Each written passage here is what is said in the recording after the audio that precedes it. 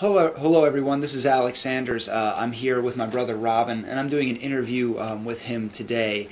And so we're just going to jump right into it. No subject, no long intro. Okay.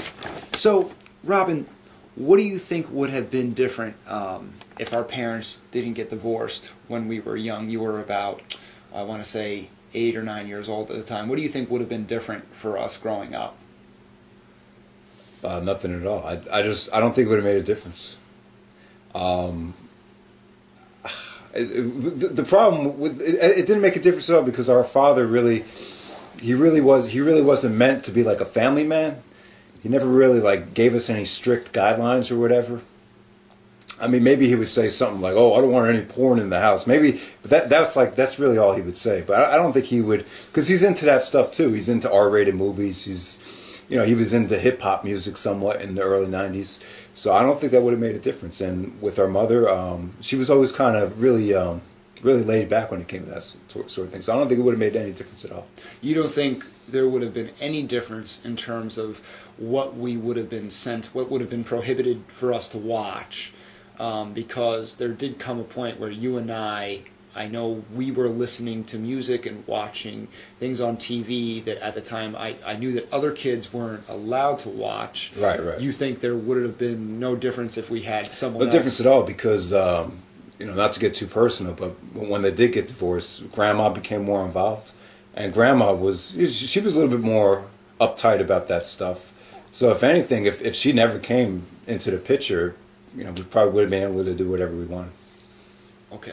Okay, so Grandma, so she sort of came in as somewhat of a buffer. Yeah. So you and I would really be messed up if it wasn't for Grandma. Exactly. Yes. Oh, okay.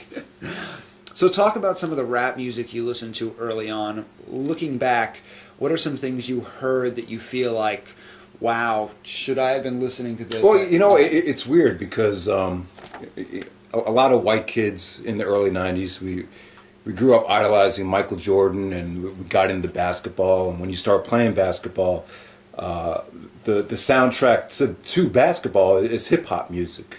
And so when you hear this music, you enjoy it, you get excited about it, then the next thing you know, you want to buy it. And when you do buy it, it opens the door to this whole new world that you never knew existed. And it's kind of dangerous. And, when you hear the word nigger for the first time, I didn't know what that meant. And I thought it meant exactly what it does mean. I thought it was like a term of endearment, like MC or my friend, my homie. But when I asked my mother what the word meant, she was like, "Don't ever say that word. You can't say it. If you call a black person that, they'll kill you." I was like, "What?" I was like, what's the big deal? So in other words, it just opens the door up to so much chaos as a kid, and we were really playing with fire there. And I did pay the price for it. Yeah. And it's a story I could talk about later on, but yeah. I see, but it was something that something you got burned by in the world. Yeah, because obviously I wasn't racist because I was watching basketball and listening to the music and embracing the black culture. Mm-hmm. But when I wanted to learn more about what the word meant, I kind of got burned. I see. I see. Yeah, because your white friends are asking you what it means, and when I explain it to them, I'm saying it in a way where they're curious about it, and then they kind of took it too far. What are some other things in rap music besides the use of the word nigger that you heard? They really exploited women. There's a lot of sexual content where fucking bitches and it kind of became cool to have sex with multiple women at the same time. That message was very clear in a lot of the early gangster rap that came out of the West Coast. Mm-hmm. At that time, violence. It was cool to, it was just, not to really, pick on it. That's just the way the culture was at that time. They were just reporting what was going on in the streets.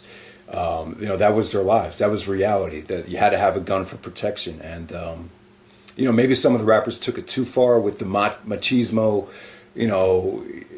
that CB4 style where you have to act all tough and stuff with the gun. But, yeah. that was, that was part of it too. I find it interesting because I know that a lot of white suburban kids, in growing up through the '90s and into the 2000s, really embraced this hip hop culture, but they didn't come from a lot of the things that were being talked about with Snoop Dogg and Tupac Shakur and Death Row. What initiated was the beats, the hooks, the enjoyment of the songs. Just from a catchiness standpoint. But I think we were also connected to the storytelling. There was just some great stories told, and I felt like you got more out of that from rap than any other genre. Like you just, like more so than anyone, they opened up. Like you felt like it was them that was telling the stories. Like if you buy an album from a country singer or Garth Brooks or Madonna, there's a good chance a lot of that stuff is ghostwritten and it's a studio album. But with the hip hop stuff, I felt like that was them. That was like their real, like that's really them. So I think we were attracted to that too. Yeah. Yeah, it sounds like there was something authentic. There was something, yeah. And even John Cena said the same thing. He connected to that because it was different. It was cutting edge. It was just, nothing like they've ever heard before. Yeah. What are some other things in the media? Because I feel the same. Like we didn't have a lot censored for us as children. What are some other things in the media that you might have been exposed to early on, whether it was through rap or it was through something else? Well, a lot of the movies growing up had a lot of violence in them. The Die Hard movies, Boys in the Hood. There was a lot of, just a lot of movies growing up that you were just exposed to it. You're not going to not watch a movie because there's violence in it. Even with your parents, when you go out, like like our mother wasn't going to say, "Oh, we can't see this because it's rated R," because she wanted to see it too. So you're going to be exposed to that. Porn is another issue. Like there was constantly kids at school telling you, "Oh, there's a porn channel, Spice. It's channel 39. You should check it out." And then, when you're a kid, you've never seen anything like that, so you're curious, and then you're exposed to that. It really wasn't that hard to find. So this is with TV and I guess with just television at that time. There was just and MTV too. The MTV generation. There was just a lot of that stuff being promoted. Yeah. Yeah. And then when I asked you that question and you stumbled a little bit, your reaction was almost like, well, that's sort of, how I grew up, and I wonder if you didn't have that growing up, it's like, it would be a completely new normal for you, it's just how it was. You weren't the only kid going to school that had the idea that this thing called porn and these violent movies were out there, it was everywhere. Everybody was watching it. Everybody had it. Sure. Yeah, I see. And I can't help but think back to the late '90s and pro wrestling. I know you have a pro wrestling channel. I still have a love for pro wrestling. I can't help but talk about in the late '90s. What's your opinion of the product at that time, and what do you think it meant in terms of what the country was like at that time in the media with the Attitude Era? I think a lot of it had to do with competition. I think a lot of it had to do with just realizing the company was, struggling on its ass, and they just had to do something that, music and the movie business was already embracing, and they were already making a lot of money off it. WWE was kind of late to the party, but when they did it, it just it just caused people to really connect with it. It really did. And they took things that were going on in real life, like the Monica Lewinsky situation, just used it as ammunition just to enhance the storylines and enhance the product. Like Shawn Michaels, when he said, "I didn't sleep with that young intern. As a matter of fact, I was up all night." Ha ha. Right. Like that type of thing. Right. So they use stuff that was going on in society, and they use it to make the product better. Yeah. Right. Yeah. Well, I feel like what came first, the chicken or the egg. But that's I totally forgot about that actually. But I remember, I was 11 years old, and I was on the beach, saying "suck it," and I was crotching, I did the chop, right, yep. The crotch chop, and it's just, at the time, if you went through the grocery store, you would see these Star magazines, and it wasn't Brad Pitt on the cover, it wasn't movie stars. For an entire time, in a year or two in the 90s, it was Bill Clinton, Hillary Rodham, and Monica Lewinsky.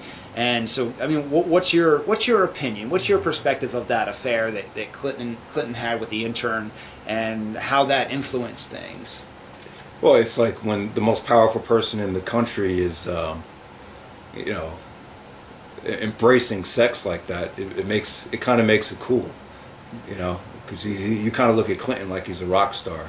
So like if he could do it, then it must be really cool to do. So I think it kind of sent the wrong message for a while, and it's kind of a shame, because I think he was a really great president, but you know that it kind of left a sour taste in people's mouths, and maybe that's what kind of hurt the country. Was that the image? I mean, the rock star. Now Bill Clinton is a rock star because of this. Because no. I would say he was already considered that. Oh, okay. Yeah, but I think the Monica Lewinsky thing, I think it kind of enhanced his character. You know what I mean? Right. And people felt like that was the cool thing to do, is embrace it. In 98, 99, you had, you know, Sable and all this sex and raunchiness taking place within the WWE, so they kind of used it to, you know, benefit their product, and it worked. Yeah. I've always found it interesting that in our country we do embrace that rock star or porn star status, you know, and I think that Bill Clinton was a politician at a time, you know, it's not like a president never had an affair before, you know, JFK was with Marilyn Monroe, and people don't look at JFK like he was a slime ball, really. Everybody loves JFK. Right. In fact, you know, he got assassinated and everything, and there are a lot of people who love Bill Clinton. Yeah. But isn't it amazing that we live in a country where somebody has an affair, which in other cultures and in certain religions is just such a huge sin. Right. It's almost like in our media and in our culture we're celebrating that. Well, I mean, we really didn't celebrate it to the fullest, though. I mean, he still got a lot of critical backlash. They tried to impeach him. Yes. So it's not like everyone accepted it. Mm-hmm. Yeah.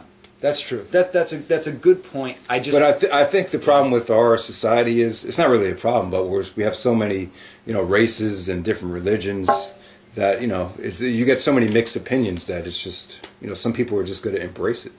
Yeah, absolutely. Yeah, what else? And they looked at it as an excuse, like if Clinton can do it, then I could do it. So who gives a shit? That type of thing. I see.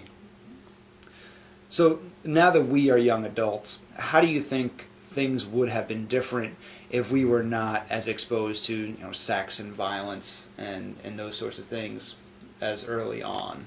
And cursing and all that stuff. Yeah, and like you said, the use of the N-word, you know, and what I think it has enhanced us. In one form,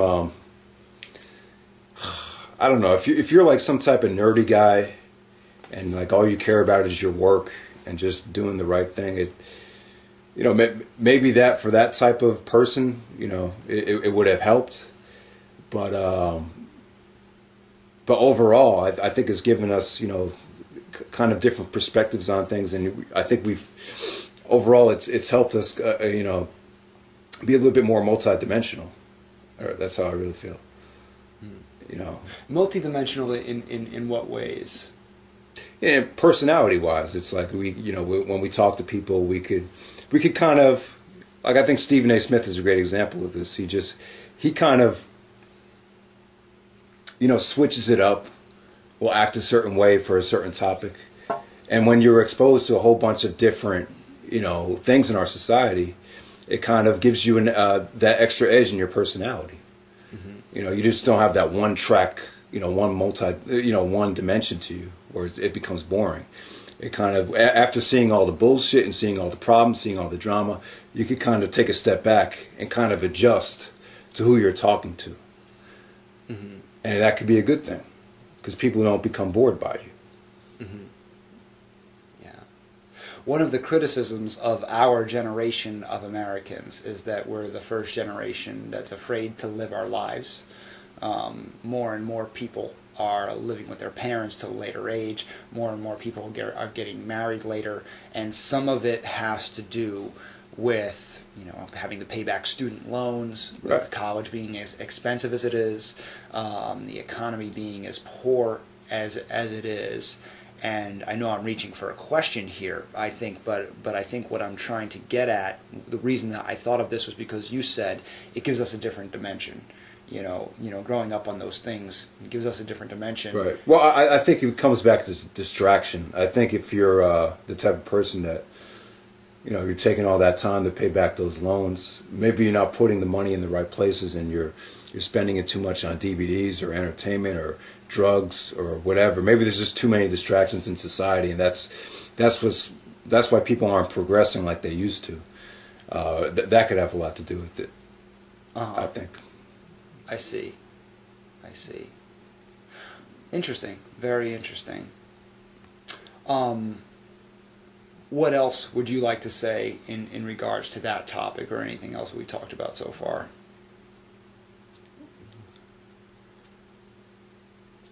That's pretty much it. I think that the key to success in the entertainment industry is you need to keep, I wouldn't say keep changing, but I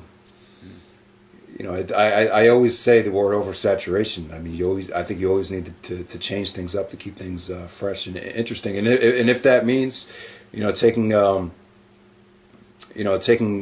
route of being dirty and being, cutting edge and being, vulgar, then sometimes it's good to do that. But when you do too much of it, that's when you get in trouble. I think you always need to switch things up. Mm-hmm. Yeah, there's a balance. Even with something that's over the edge, there's a balance to it.